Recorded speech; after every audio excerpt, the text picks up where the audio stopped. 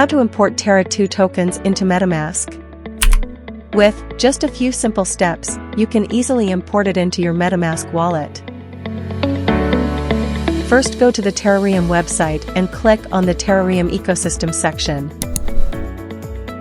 Scroll down until you find the TERA2 token and copy its contract address.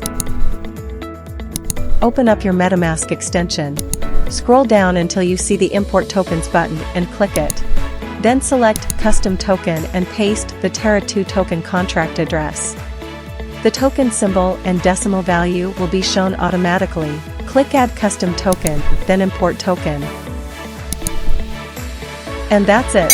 You're ready to check your wallet and start using TERA2.